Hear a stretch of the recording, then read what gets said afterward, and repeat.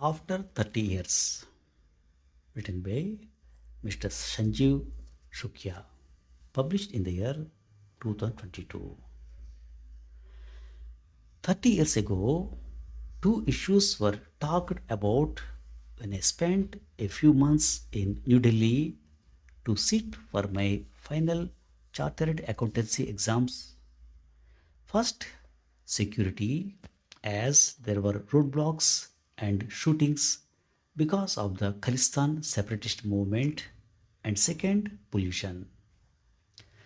The first issue is gone, but the second one remains as discussions around air pollution, noise pollution, and pollution of River Yamuna keep coming back. The city is greener than it was 30 years ago, especially driving through the heart of town. You cannot but admire the trees on both sides of the road and on the dividers that separate the lanes. Many of these were planted 3 decades ago when an aggressive Clean Green Delhi was launched.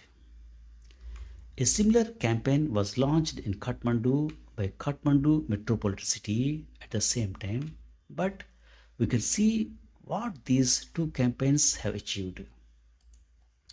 In Delhi, thousands of trees were felled for building the metro rail and highways, but it seems there has been a reasonable effort to replant trees and plant more than they felled. Any city requires lungs to breathe, and green patches are the only way to keep the expansion of cities sustainable.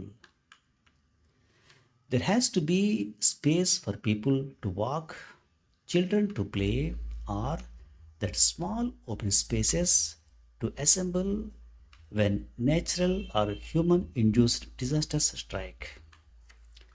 3 decades ago, when you saw young women working at stores as associates or in restaurants, it was a rare sight, and they would have come from the eastern Himalaya and northeastern states. Back then, Delhi had a notorious reputation and perception regarding women, but things have changed.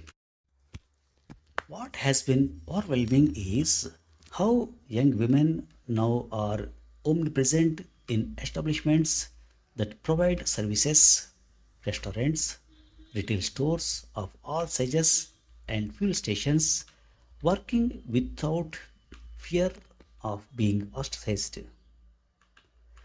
We see more single women sipping coffee at cafes or enjoying a meal at a restaurant. Ride hailing cabs and women only compartments on the metro trains have changed how they travel. Maybe it was the festive season, but the streets seem to have an overdose of posters, flags, and banners with pictures of politicians and their sycophants. In Delhi, a store owner would have a poster of himself with the leaders wishing him happy festivities. When one talks about pollution, air pollution is a crucial issue that Delhi continues to fight, but visual and noise pollution is only an irritant. You need meditative quality to survive the honking despite measures taken to curb the habit.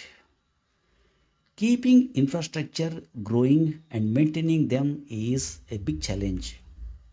Some cities have done very well, be it Dubai or Singapore. So, keep wondering whether Delhi will have sidewalks for people to walk on and pedestrians crossing so they will not have to wade in the water when it rains. The old grandeur of Connaught Place is returning. It is a great place for shopping and hanging out as the area is well connected by the metro and public transport. Many activists complain that the city has been built for the rich and privileged. The people who make the buildings, roads, and metro, and those who work as domestic help, drivers, and other service providers are seen as outsiders, and the squalor they live in is an eyesore. Perhaps this is the challenge this city, as the capital of the world's second largest economy to be in few decades, will have to manage.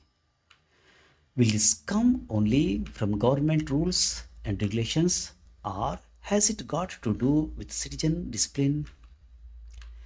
In a city where many people feel entitled to have chauffeurs open the door for them and expect someone to carry their small notebook or bag when moving around, or still need that guard to salute and acknowledge their arrival and open the door for them, it is tough. Having a poor sense of accommodating others and a high sense of privilege when one is behind the wheel of expensive cars is a complex human trait to handle. Perhaps the younger generations may shun this way of equating wealth and social status with privilege and not feel necessary to get to the optics that have a lot to do with a colonial hangover.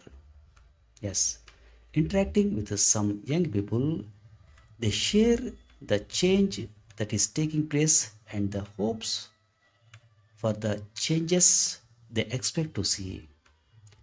Let us live on this hope for this city with history, heritage, and opportunities to explore excellent cuisine and conversations. Thank you very much. Young women now are omnipresent in establishments that provide services, restaurants, retail stores of all sizes, and fuel stations, working without fear of being ostracized. OSTRACAZE. Ostracize means to refuse to allow somebody to be a member of a social group. We see more single women sipping coffee at cafes or enjoying a meal at a restaurant. Ride hailing cabs and women only compartments on the metro trains have changed how they travel. RIDEHAILING. Ride hailing means the practice of arranging for travel in a private vehicle driven by its owner for a fee by means of website or app like Ola. Maybe it was the festive season, but the streets seemed to have an overdose of posters, flags, and banners with pictures of politicians and their sycophants. SYCOPHENT. Sycophant means a person who praises important or powerful people too much and in a way that is not sincere, especially in order to get something from them. Thank you very much.